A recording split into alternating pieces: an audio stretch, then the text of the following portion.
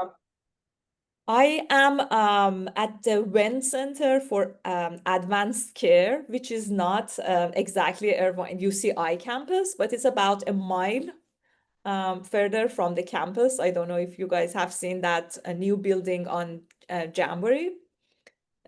So it's where we are located. Most of the time, my clinics are there, and as every day I had clinic, and I just finished my last patient, and I'm here with you guys.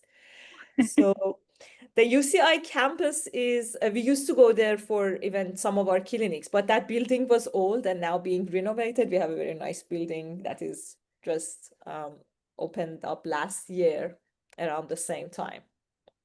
Oh, that's wonderful. Thank you for sharing. I didn't realize that you were off of, I do know what you're talking about, that beautiful new building off of Jamboree. It had been in That's right. progress for a while. It's lovely that the offices are there and so much better. That's great. Yeah, and And the hospital is now, next to us. Still, there are lots of construction, but it will be the main campus in Irvine for UCI Health. So you will see a lot more activities. that's wonderful. Mm. Well, Dr. Attaripour, I'm going to go ahead and kick us off. And like I said, I'll be the one letting people in and out of the room. You just ignore it, and hopefully there will be no more dings as we go. Sure. But everyone, thank you so much for joining us. We have currently 32 members on and gaining more by the second. So we are so grateful that you could be here. This today is called Ask an Expert, and we are so grateful to have Dr. Sanaz Attaripour joining us today. Dr. Atarripour is not only a neurologist, but she is a movement disorder specialist who practices out of UC Irvine Health. And she is going to speak today on stem cell therapy for Parkinson's disease, something that so many of us are so eager to really learn more about. It is the latest breaking and quite newest research to come about, especially in terms of treatments. So, with that said, Dr. Attaripour, I would like to hand it over to you. Hi again, and again, I want to thank you, Erin and Lauren, for inviting me. It's truly my pleasure and honor to be here, and I hope I can be informative today. And of course, I also try to be the person who gives hope. I hope I don't disappoint you guys, but I also want to remain in the um, within the borders of science. I don't want to just be too promising. So please accept my apologies if I'm not the person who really gives you the best news ever. However, I think there is hope in this talk that we are going to have over the next 1 hour.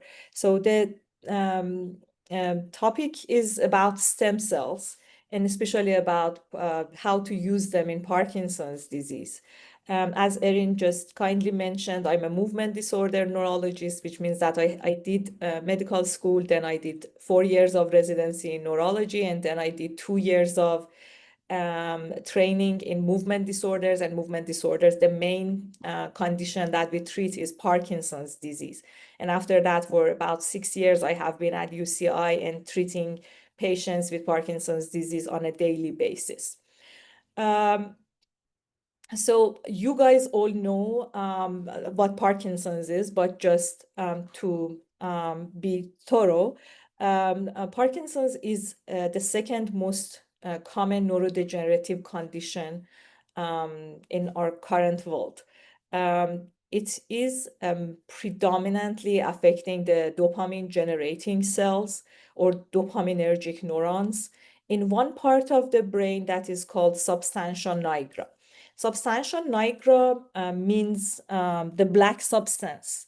As you see here, it is actually black in the midbrain, which is part of the brain of people, human brain.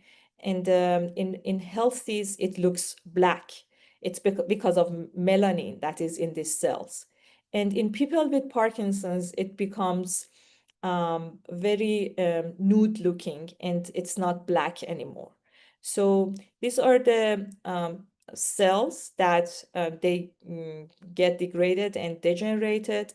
The axons of these cells, which are located here in the brain, they go all the way up to to another part of the brain that is called basal ganglia, and part of it is a striatum.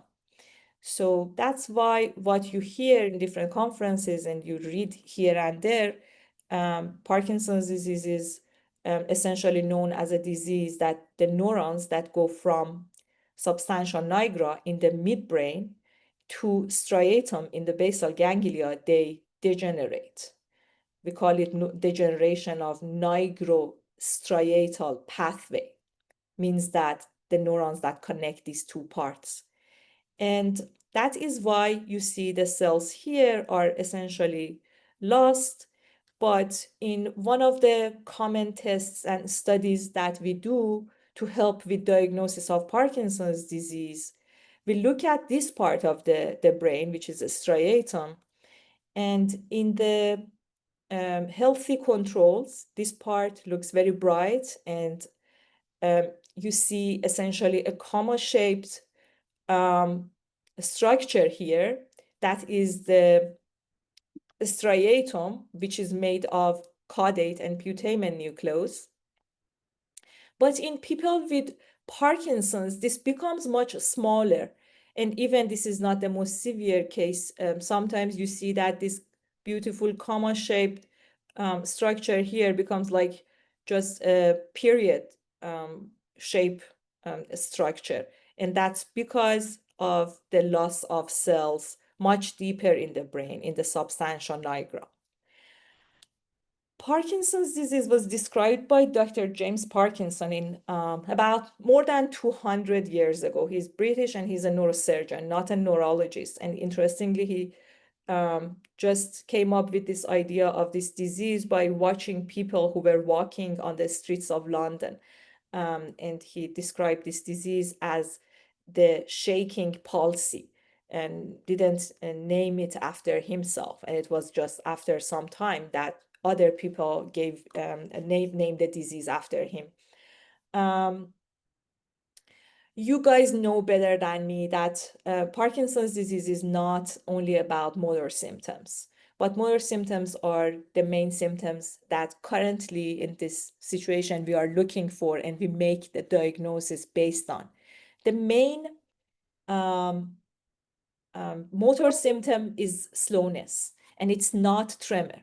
So we see that a lot in the community that when patients do not have tremor, they do not have shaking, they don't think they have Parkinson's, or even doctors delay the diagnosis of Parkinson's disease in people who have no tremor. But the main cardinal symptom and sign in Parkinson's is slowness of movements, slowness of gait, slowness of talking, in slowness of thinking. And then you may or may not have some other movement issues like a resting tremor or a stiffness in different body parts or a shuffling gait. Non-motor symptoms are also very common, although we don't make the diagnosis based on the non-motor symptoms. Some non-motor symptoms even start earlier than the motor symptoms. We call them prodromal signs. But because they are not enough, they are not adequate to make a diagnosis, we have to wait until we see the movement abnormalities to be able to make a diagnosis of Parkinson's disease. The prodromal signs are, the main ones are constipation, the abnormalities in dream stage of the sleep.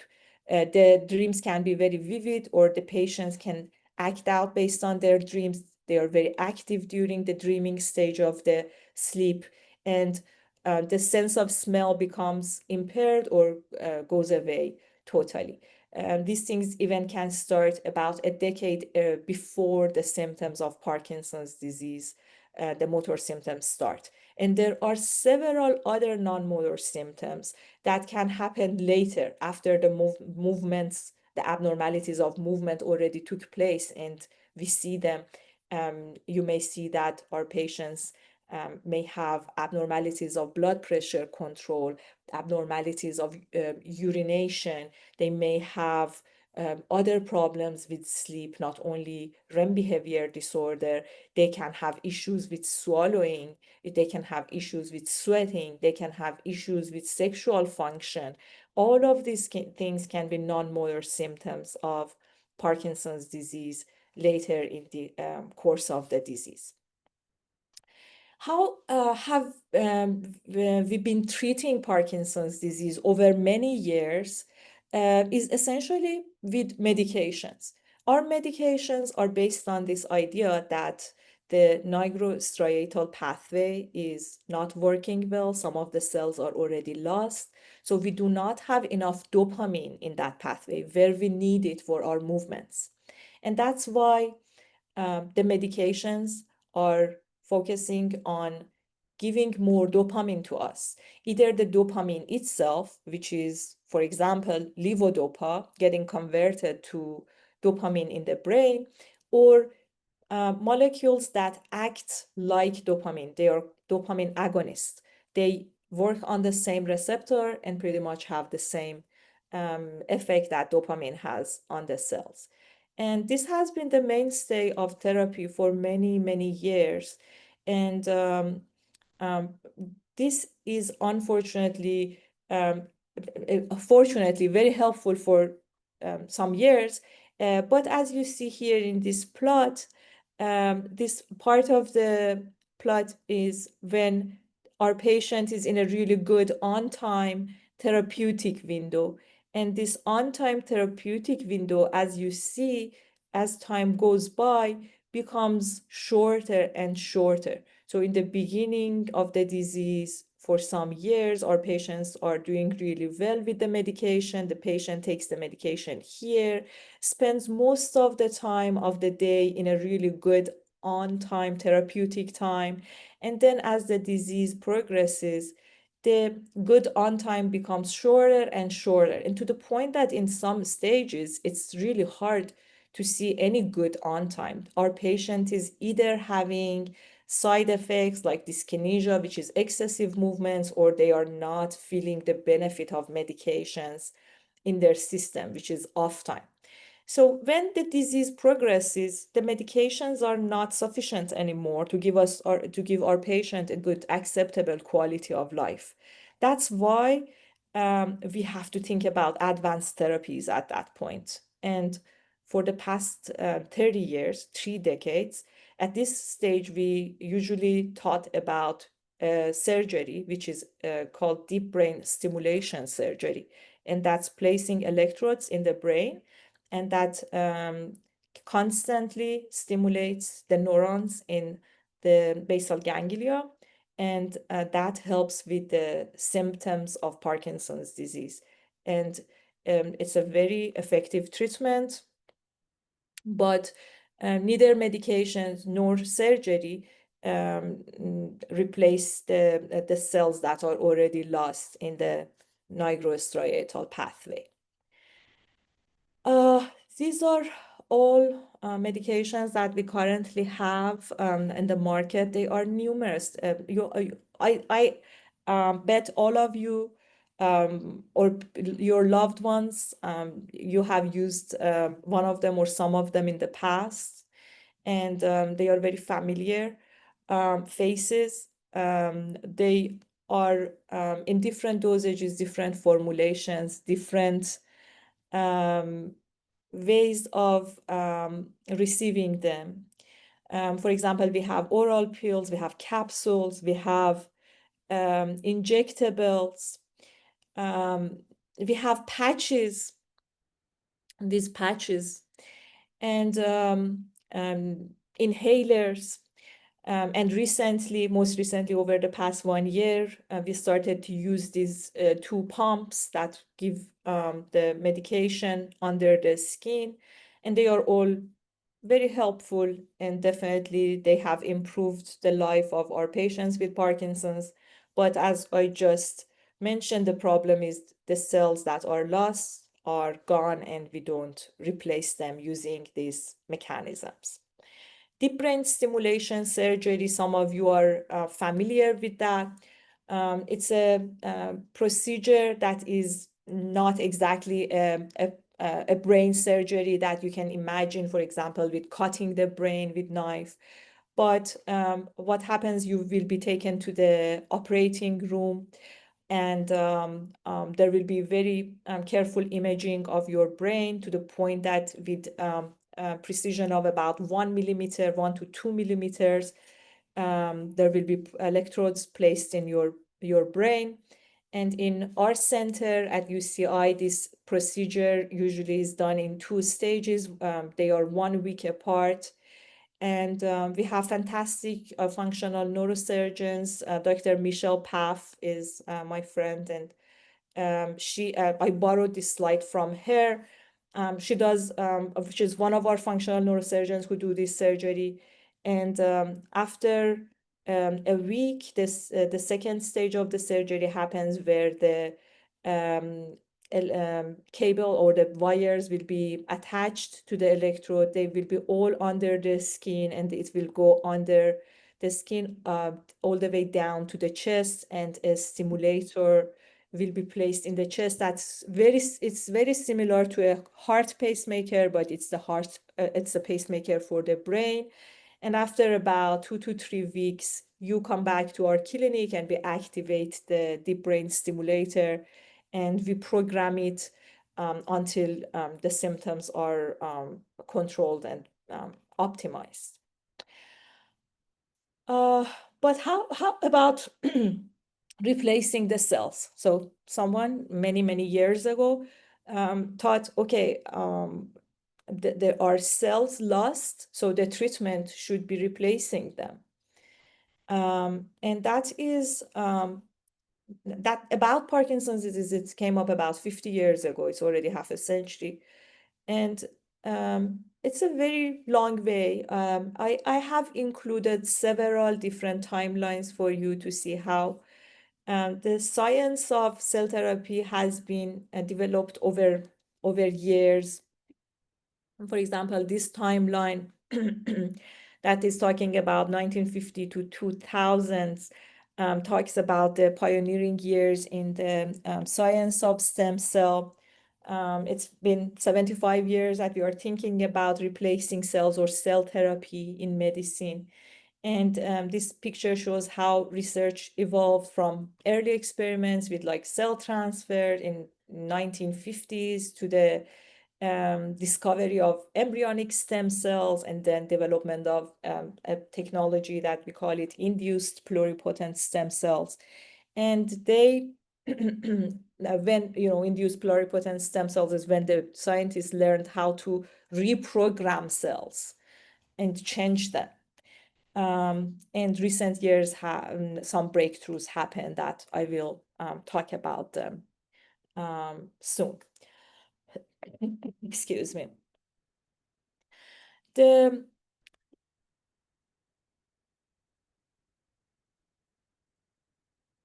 stem cells, what are they?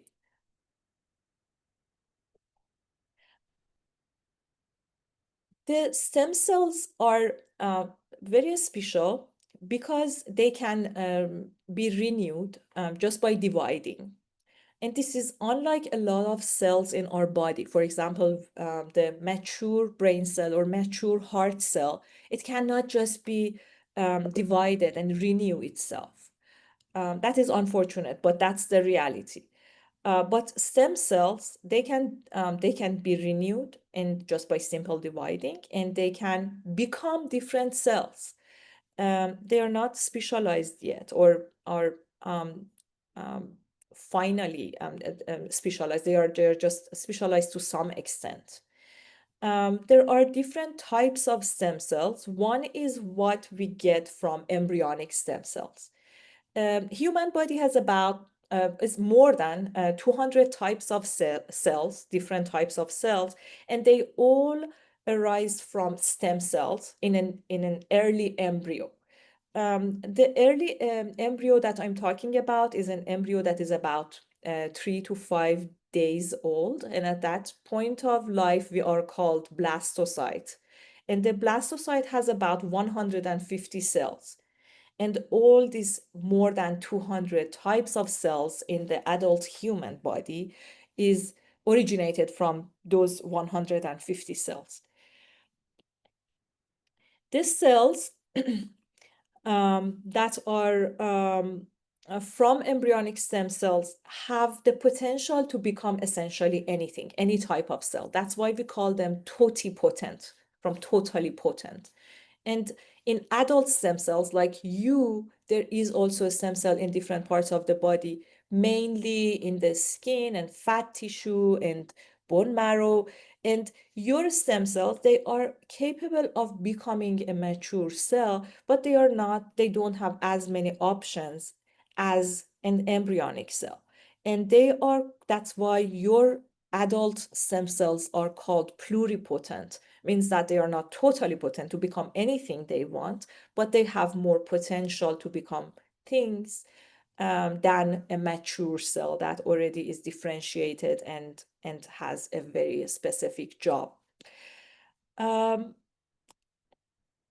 So what, this slide is a slide that I got from our chairwoman, Dr. Henchcliffe. You will hear about her more in the future slides.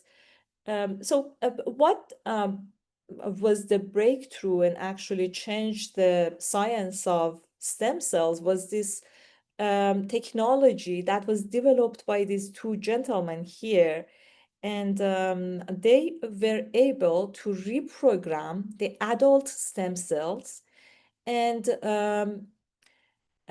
make them capable of becoming different types of cells. So for example, the stem cell that is in your skin as an adult person is sitting there and is ready to become a skin cell, but not too many other cells.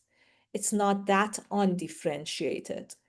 But these two gentlemen came up with this idea that they learned how to turn the clock backward and make the stem cell capable of being less differentiated. And this is nowadays used a lot in the studies on stem cells because, as you may guess, there are concerns about using embryonic cells, ethical questions and concerns, and this induced pluripotent stem cells were really helpful in terms of making it ethically viable. This gentleman was Sir John Gordon. He was a British scientist who later on won the Nobel Prize with this doctor from from Japan, who interestingly his science teacher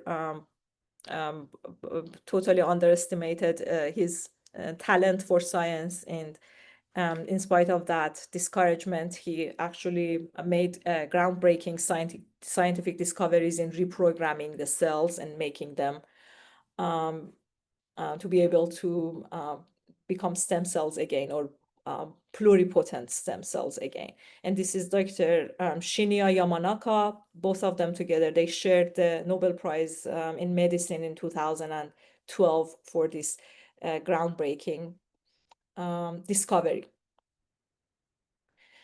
Another timeline, this is more recent, and this is more about, more focused on our talk today. And I included a lot of timelines. I didn't want to really bore you with them. I just wanted to show you how detailed and how careful this path has been over decades. And where we are now is because of all these very careful and stringent observations and discoveries over decades by many, many teams and groups. And hopefully we are going to see the fruit, but some of those people, or a lot of their patients, are not among us anymore. And I wanted to be also appreciative to everybody who helped. over years. So in 1998, which is about more than 25 years ago, the human embryonic stem cells were cultured. So we were able to make more of human embryonic stem cells in the lab, not in human body. And then in 2004, it was the first time that dopamine neurons were attempted to be generated. And then in 2007, these two gentlemen that we just talked about, they came up with this idea of induced pluripotent stem cells. So they didn't need embryonic cells anymore. They used the adult cells and turned the clock backward.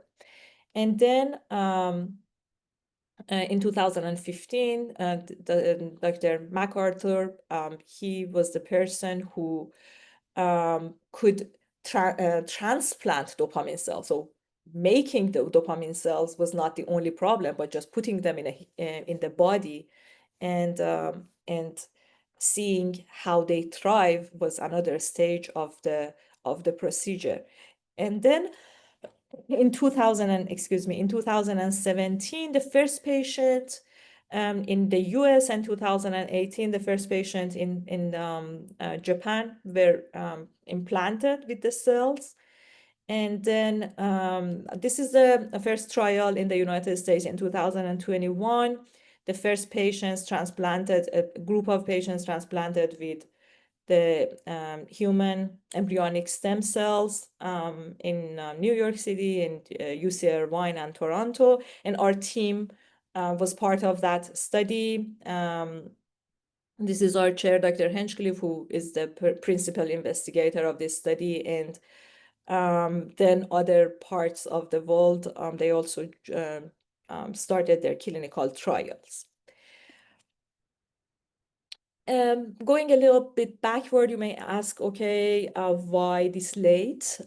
So there are a lot of stories of failure as well. For example, in the early 2000s, there were studies funded by NIH. People were very hopeful, but they failed to show benefit. The main problems was that the outcomes were very unpredictable. People developed some dyskinesias, like more than expected for the treatment at the time. And there was always questions about how ethically sound using fetal tissue is. And then in the next decade, there was some hope because the use of fetal cells was not the case anymore.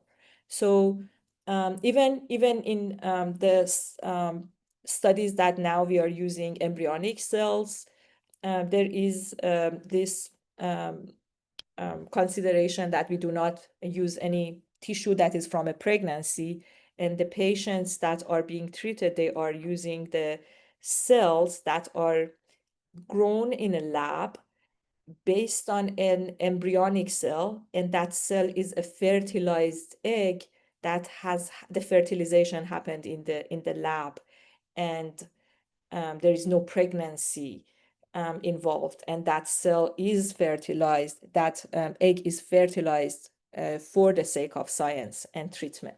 So there is a difference between fetal and embryonic, and we are not using fetal cells anymore. So, as time goes by, we also address the ethical issues in addition to technological questions that we have. Also, there were some lessons learned from the failed clinical trials. For example, the failed clinical trials, they also helped us to realize that when the patients are younger, they are more likely to do better with stem cells. And also, they taught us a lot about how to prepare the graft, the cells. And then it was we started having some designs for clinical trials that were safer and the outcomes were more consistent. And again, ethical issues continue to be brought up from time to time. The breakthrough was about the induced pluripotent stem cells. That was a good answer to the ethical concern of people who even said embryonic cells are not ethical to be used. And also we learned how to, when we make cells, how to store them, how to freeze them without them being degraded or being useless when we want to use them, and how much of them we have to use. And also, the source of cells should be adequate for the number of patients that we are going to serve. So all of these problems are, they were dilemmas that during the last decade the people in the field dealt with. And there was some forces nationally and internationally that were formed, and they published very frequently. They were very transparent, and they talked about the processes and procedures, and they were like international regulatory authorities that were involved. And they try to harmonize their techniques and procedures across the globe. And as I mentioned, they published very frequently in prestigious journals that are peer-reviewed. In the late 2010s and early 2020s, the clinical trials showed that the use of stem cells can be safe, both induced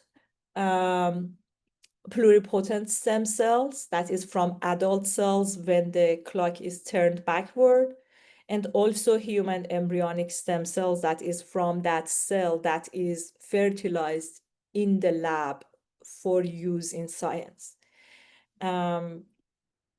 This is the compound that you hear more about.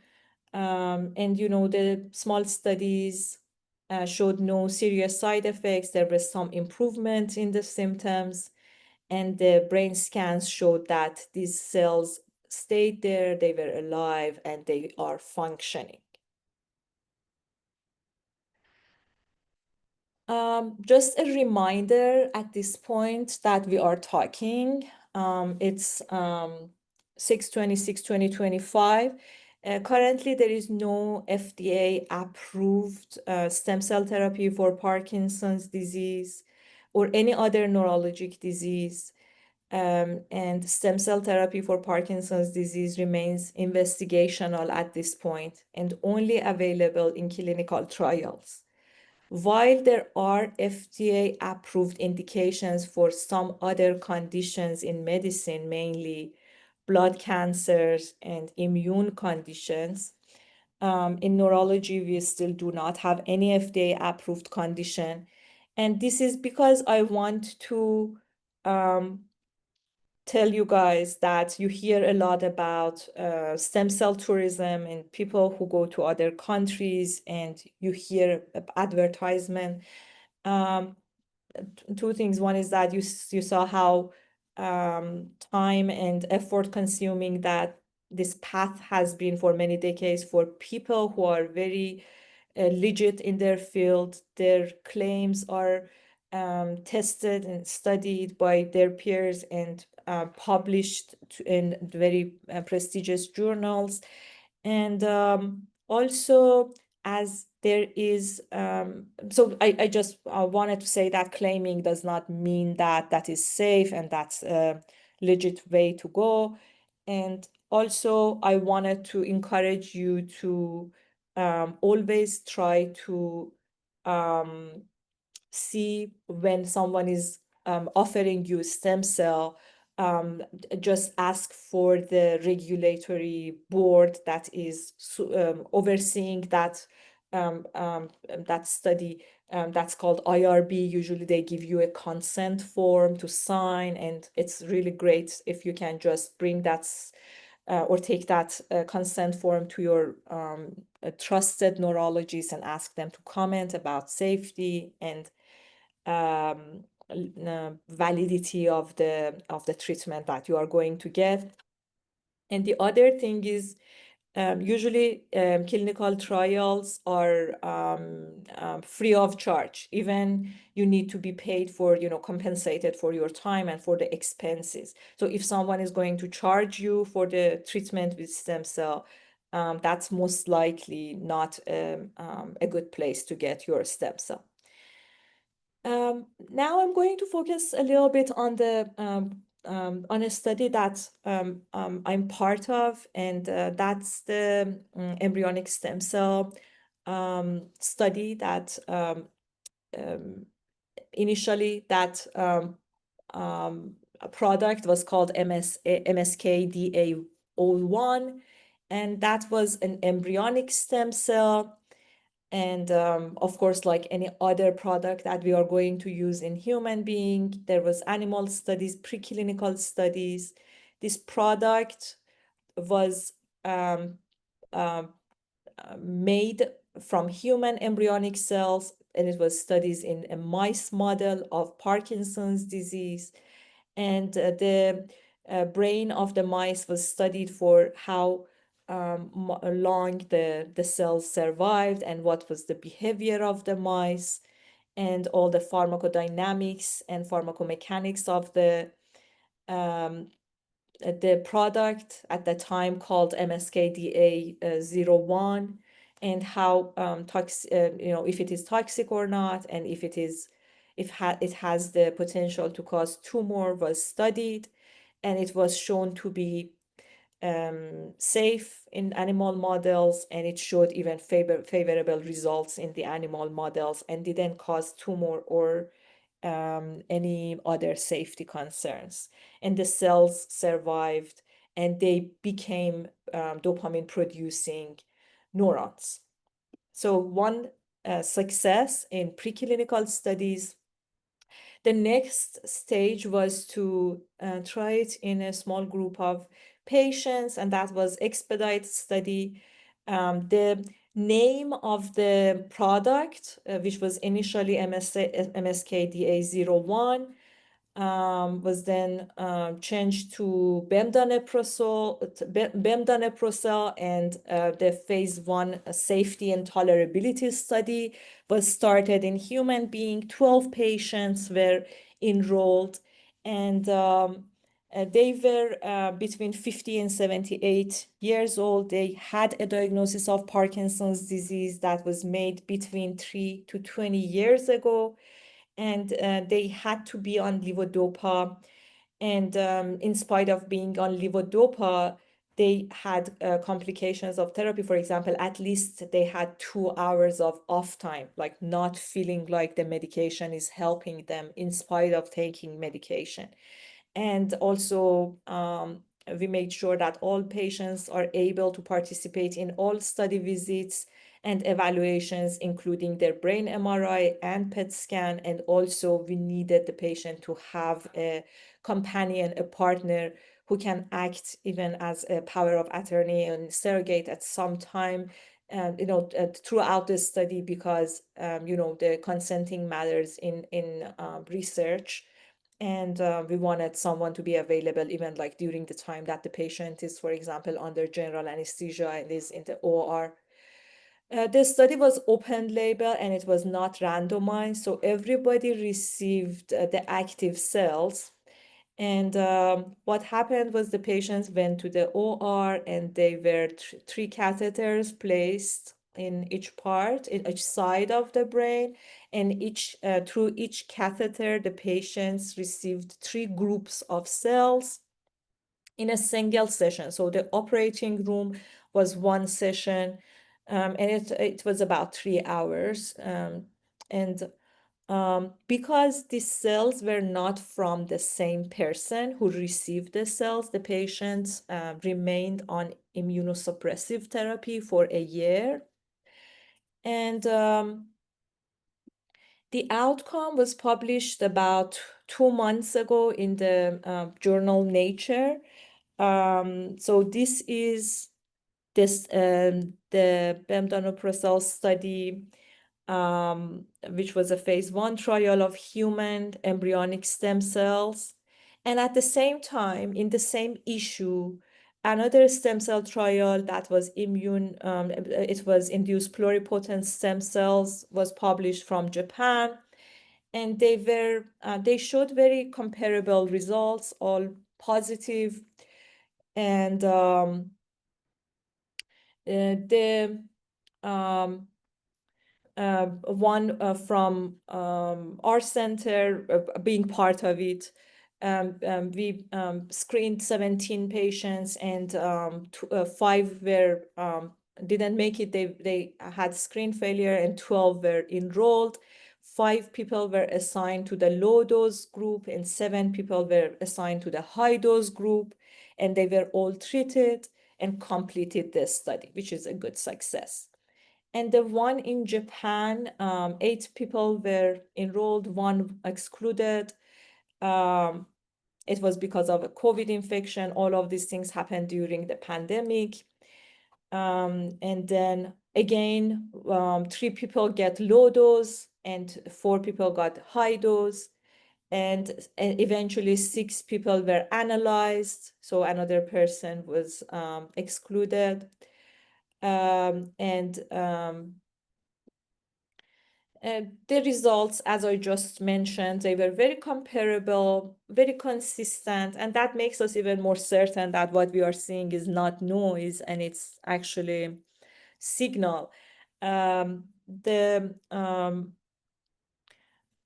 Japanese study, also patient had to be on on immunosuppressant for more than a year. So both studies, this is our study on the right, and the left is the Japanese study.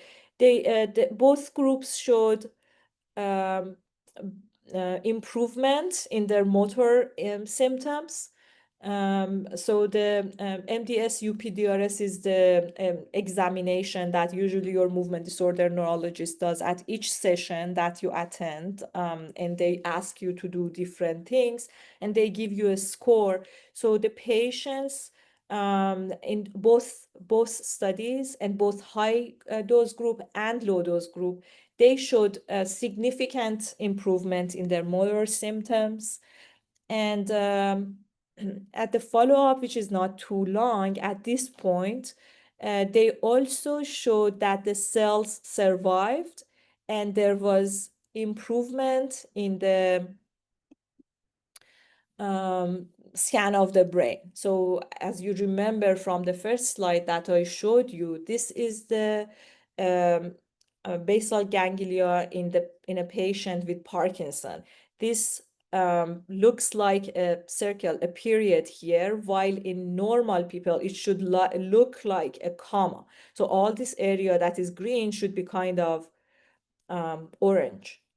And as you see in the group that received stem cells, their scan improved after 1 year, and the improvement remained stable after 1.5 years. So even the scans improved, and that showed that the degenerated cells are now replaced, and they are doing the function that they have to do.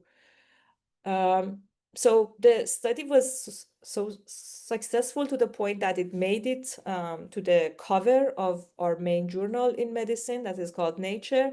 And we are very proud that the senior author of this study was our chair, Dr. Claire Hinchcliffe. She is an amazing person, an amazing scientist. So what we know right now is that the early trials show that the transplants are safe, at least until now, and they are not causing tumor, they are not causing excessive dyskinesia, they are not causing any other problems. And both studies, they were small, but they showed that people who received higher dose of cells, they did better than the lower dose. And it is still too early to tell how long we will see the benefit, but we will keep following the patients.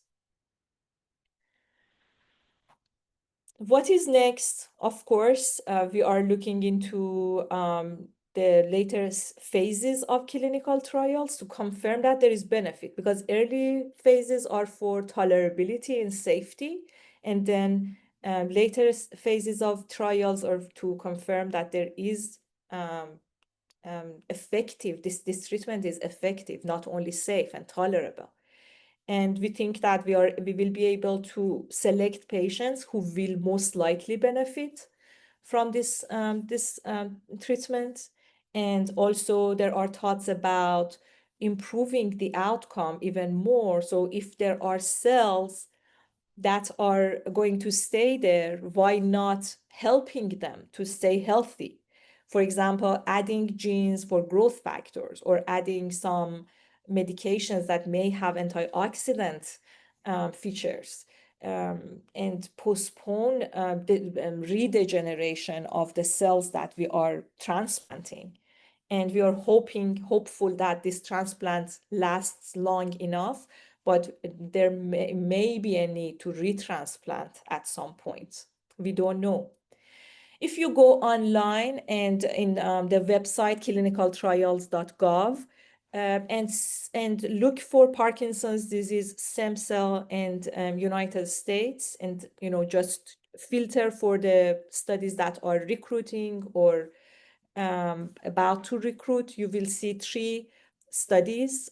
2 of them are phase 1 and 2, and one is Aspiro, which is autologous induced pluripotent stem cells, means that they will take the cell from your own body, and they turn the clock backward, and they make it make it a cell that is going to be a dopamine generating cell. And that's why if you participate in this study, you don't need to be on immunosuppression.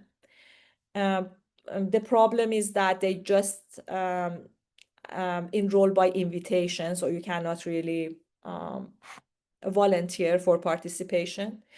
And also MDAP transplant, that is a study that is happening. I know for Aspiro, one of the centers is Stanford. And for MDAP, it is being done in Mass General in Harvard. And they are also using autologous cells, means that they use your own cells. And that is why, again, immune suppression is not necessary. And they are also phase 1. So phase 1 and 2, as we learned we have learned by now, it's about tolerability and safety.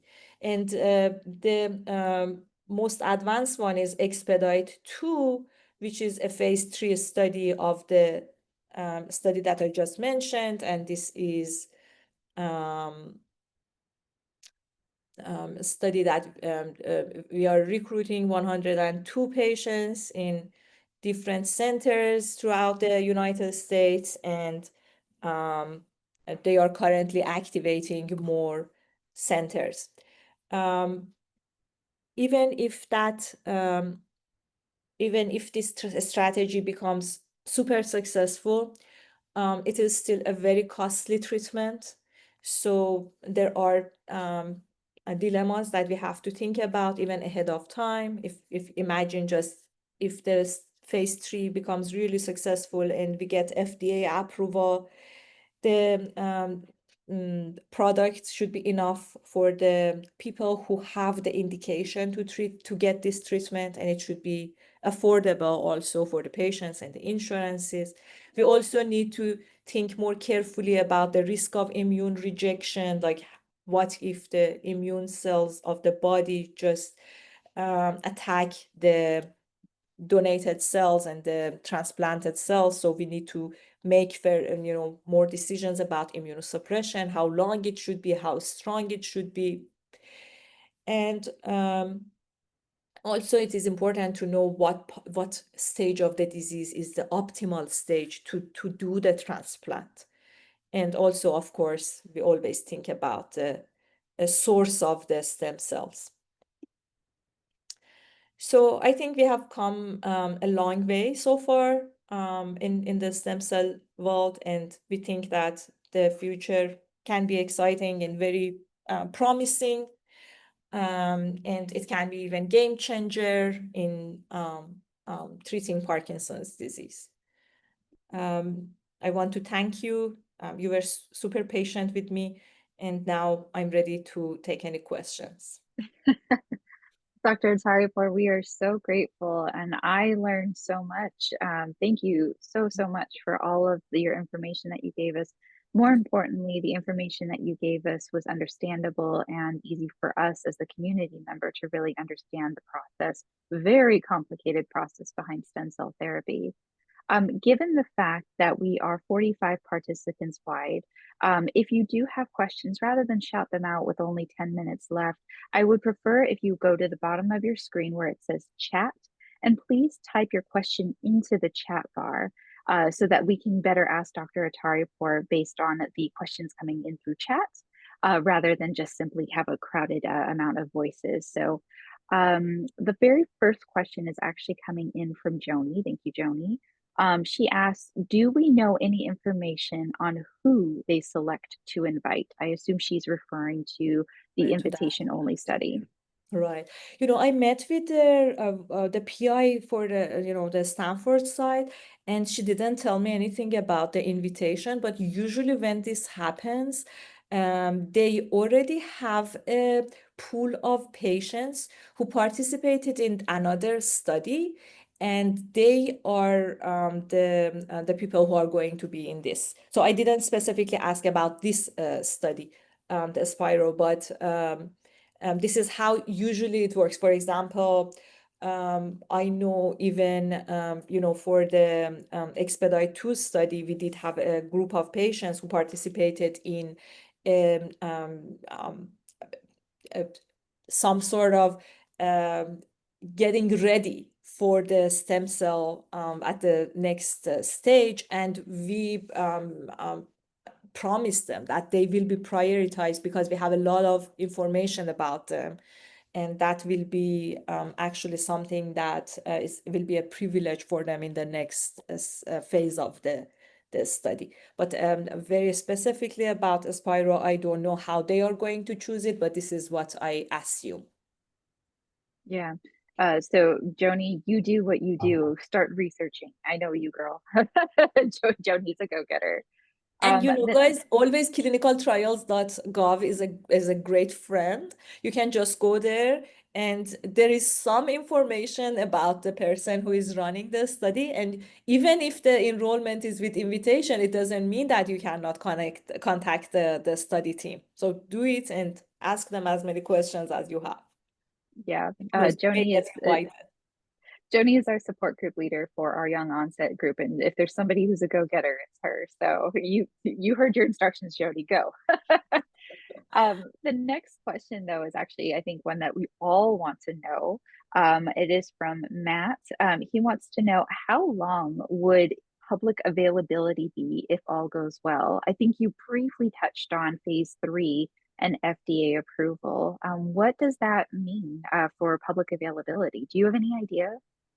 Very good question. So, when we have a study that is right now in the making, like the Expedite 2, if you go to the clinicaltrials.gov, there are, so sorry.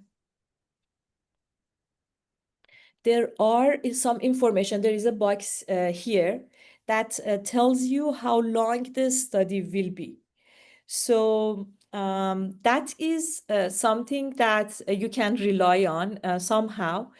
So this study, Expedite 2, that is the phase 2-3 of the study that we just discussed, it will be finished in 2032. So 5 years after we enroll everyone. And then about a few months to a year of analysis happens.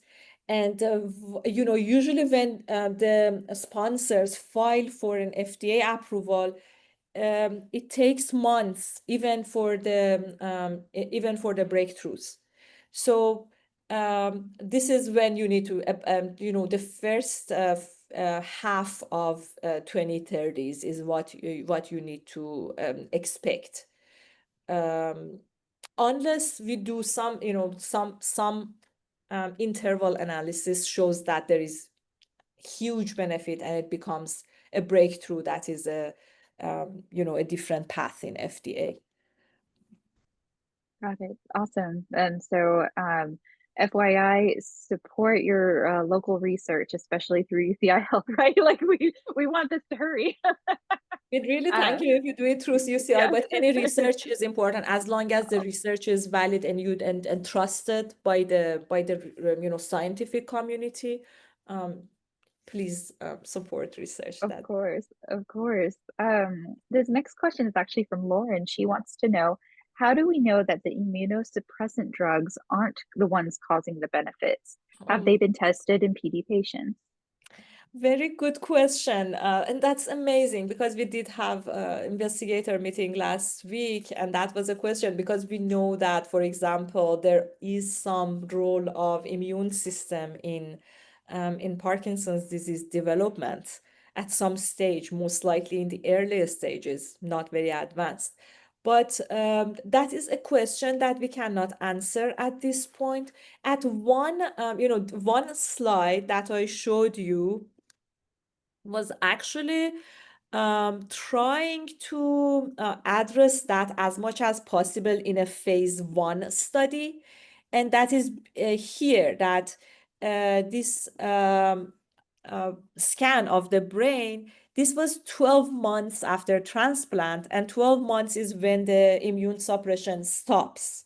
And that repeat scan 6 months after discontinuation of immune suppression showed that the benefit is either stronger or at least stable. Because see, even the signal here is even darker than 12 months. I don't know if you agree with me, but I think this is a little darker. So not only it remained there for 6 months after immune suppression, even it got a little stronger. However, a phase 1 study is not designed to comment on efficacy. And that's why when we do the next phase, unfortunately, we have to have the placebo arm, and the placebo arm is they also receive a placebo immune suppression, and that is when we can be sure that the benefit, whatever signal we are seeing, is because of the active medicine, not because of the other factors. So this study Expedite 2 that is currently in the works, and it will be activated in a couple of months, even in UCI, is enrolling patients who are 45 to 75 years old, and they have a diagnosis of established PD, so there should be no question about this diagnosis. And they are between 4 to 12 years from the diagnosis, the time diagnosis was made. And they should be responsive to levodopa with more than 2.5 hours of off time. And there are some, extensive list of exclusion criteria. I just noticed that epilepsy is one of the exclusion criteria. I think a couple of days ago, I mistakenly told one of my patients that epilepsy is not an exclusion criteria. I apologize if he's here. So this phase is gonna be the one that answers your question, Lauren, about the actual active medication. And I think we only have time for just one more question, then unfortunately we must wrap up. But there was two questions that actually had a similar content in it. Both Michael and Anne are wondering about autologous stem cells versus the embryonic. Michael asks, are there any drawbacks to forgive me, I'm saying that, autologous cells versus embryonic, and Right. what conditions would prevent you from using the autologous stem cells? Right. So you know what, as you are asking me, and maybe it's a good question for the sponsor, but when we are coming up with a product, it is like the product of years, even decades of work in that, in that company. In our case, it's like this is sponsored by Blue Rock and Bayer. Blue Rock is part of Bayer. And that's the thing that they have been working on. And, I personally, if you ask me, I prefer to have my patients not on immunosuppression. So that would be my preference. But as you saw at the timelines showed you how much effort and how long the history is. And the patients who received this amount of immune suppression, they didn't show any serious adverse effects of the immune suppression. So the risk and benefit ratio is totally reasonable at this point, unless we learn something else about it in the future. And even as Lauren mentioned very smartly, some immune suppression may have some relevance to Parkinson's disease treatment, because you may remember or may not that one of the main interventions that over the past decade or so was discussed in the field of Parkinson's disease was nilotinib. That was itself, it was an immune suppressant. Oh, So wow. that's why I'm not totally against immune suppression, but less medication is better. I think if it is my family member, myself, or my patients, I want them to be on, um, not to, not if there is no clear reason for being on immune suppression. I want them to be on no immune suppression. So it's just a matter of what products have survived this extensive amount of effort and filtering over many years. And this product has made it.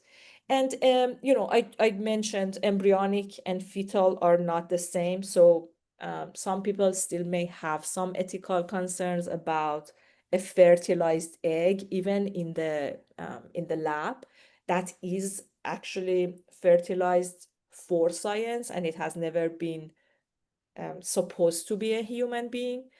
But the opinions are different. So it's I think at least we have option. Got it. Dr. Atarripour, we could talk to you probably for the next 5 hours and come up with about 50 more questions for you to answer, but you've got a busy day and we want to respect your time. We are all so, so grateful for you. Is there a best way to reach you? You Yeah, can either leave. absolutely. Yeah, my email address is available online, but I will also put it in um chat. Perfect. And Perfect. I am a very talkative person, so that's the reason that we are going over time. So uh, yeah, anyway, I put my email in the chat.